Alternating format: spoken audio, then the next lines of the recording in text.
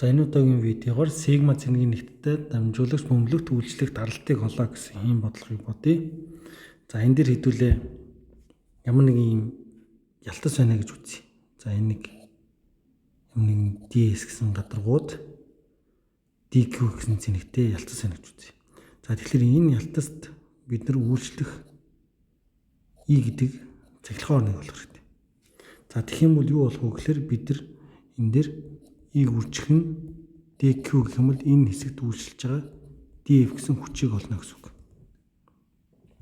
За энэ DF гэсэн хүчийг нь хэдүүлээ DS гэсэн талбайд нь хуваах юм бол энд үйлчилж байгаа юу гарчих вэ гэхээр даралт гарч ирнэ.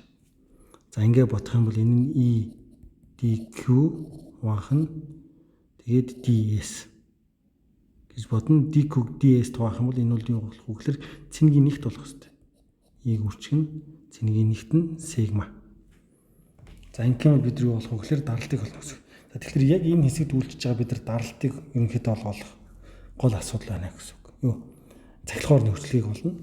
За тэгвэл бид нар Гауссын хуулийг авч үзэх юм бол за ингээд энийг тойрсон хүрээ сонгож авъя. За энэ хүрээ маань за ямар нэгэн за R гэж үзье. За энэ R маань болохоор А-та тун ойрхон бараг А-та яах нь ойролцоо гэж үзье. За ингээд үзэх юм бол Гауссын хуулийг хэрэглэх юм бол E DS за тэгээд дотор талын цэнгийг хуваах нь эпсилон 0 гэдэг. За эндээс ингээд үзэх юм бол энэ маань бол E 4πr квадрат үржих нь дотор талын цэнгийг Q хуваах нь эпсилон 0. За эндээс E-г олох юм бол эндээс Q хуваах нь 4πr квадрат за тэгээд эпсилон 0 гэсэн. За эндээс Q хуваах нь 4πr квадрат гэдэг маань бол өөрөө юу болчих нь вэ гэхээр сигма болно гэсэн үг. Сигма. Тэгэхээр энд E гэдэг цахилгаан ор маань сигма хуваах нь эпсилон 0 гэж гарч ирэх хэрэгтэй. За энэ бол юу юм бэ гэхээр энэ бөмбөрцгийн одоо гадаргууд үүсэж байгаа цахилгаан ор. А хэрвээ энэ R гэдэг цагийг нь хэдүүлээ багасгаад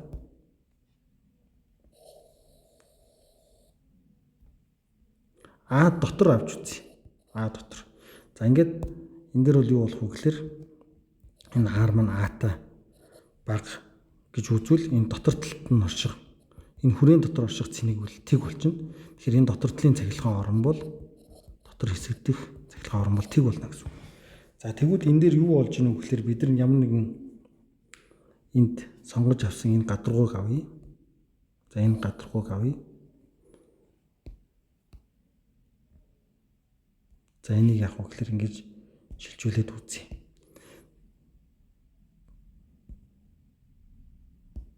За тэгэх юм бол энд бид нар юу болох вэ гэхээр энэ цахилгаан орн байгаа. Энэ цахилгаан орн сигма хуваах нь эпсилон 0 гэж болсон. За нөгөө талаас яг энэ ялцыгаа ингээд аваад үзэх юм бол нэг DS гэсэн талбайтай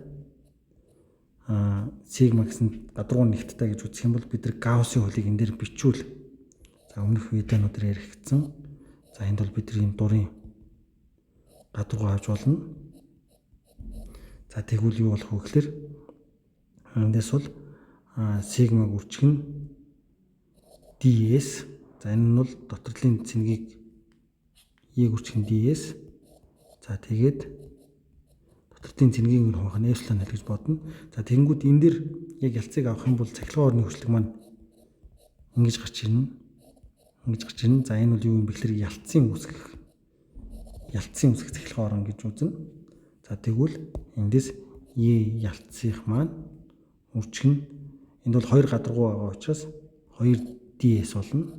За энэ нь дотор талын цэнгийг хуваах нь эпсилон 0. За ингээд бодох юм бол энд нь ялцсын цахилгаан орн маань Q дотор талыг хуваах нь 2DS эпсилон 0 буюу энэ маань бол юу болчих вэ гэхээр гадаргуун цэнгийн нэгт болчихно. Ингээд энэ нь сигма хуваах нь 2 эпсилон 0 болно гэсэн. За тэгэхээр юу болж байна вэ гэхээр яг энэ ялцсан эргэн тойронд цахилгаан ор үүсгэх нь за тэр ялцсан үүсгэх цахилгаан ор маань болохоор сигма хуваах нь 2 эпсилон 0 гэж бодож. За энэ дээр ч гэсэн мөн яах нь дотор талдаа болохоор сигма хуваах нь 2 эпсилон 0 болчихно.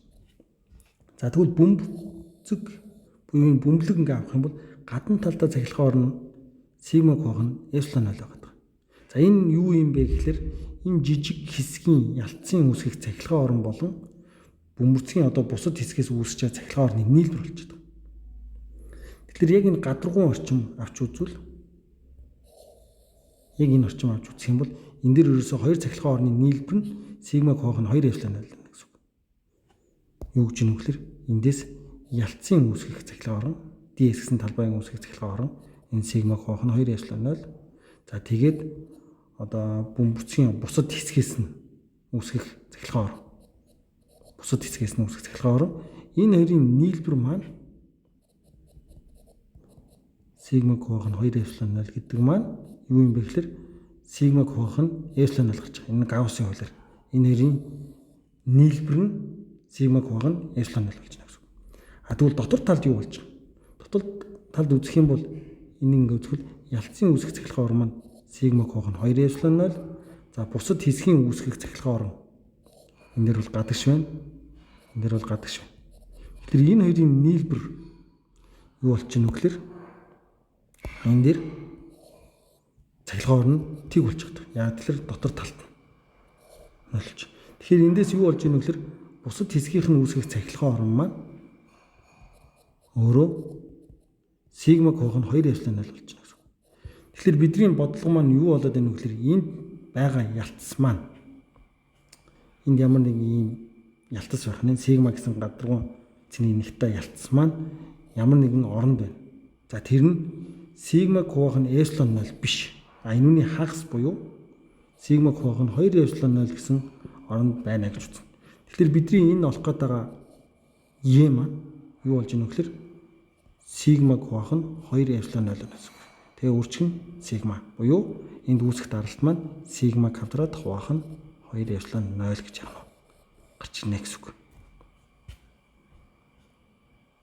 За тэгэхээр бол юу болж байна вэ гэхээр бидний хамгийн гол санаа бол Гауссын хууль дээр хэрэгжилж байгаа энэ сигма кох нь эпсилон 0 гэдэг энэ цахилгаан орон маань ялцын болон бусад хэсгийнх нь үүсэж байгаа цахилгаан орны нийлбэр гэж ойлгож байгаа гэсэн. Тэгэхээр ямар нэгэн ds гэсэн ялц маань өөрөө сигма гэсэн цэний нэгтэй ялц маань ямар оронд байна вэ гэхээр сигма кох нь 2 эпсилон 0 гэсэн оронд байна гэсэн. Тэгээ өөрийнх нь үүсгэж байгаа орон болохоор сигма кох нь 2 эпсилон 0. Энэ хоёрын нийлбэр Гауссын хууль дээр гарч ирээд байгаа сигма кох нь эпсилон 0 байна гэсэн үг. За иймэрхүү санаагаар бол яах нь вэ гэхээр цэнгэлэгдсэн ялцанд одоо үүсэх даралтыг яах нь олно гэсэн үг. Энэ даралт маань е гүрчих нь сигма юм байна. А энэ е гэдэг нь тэр ялцын гадны цахилгаан орон буюу бид нар сая бусад хэсгээс нь үүсэж байгаа орон гэж үзлээ. Тэр нь бол яах нь сигма кох нь 2 эпсилон 0 байна гэсэн үг.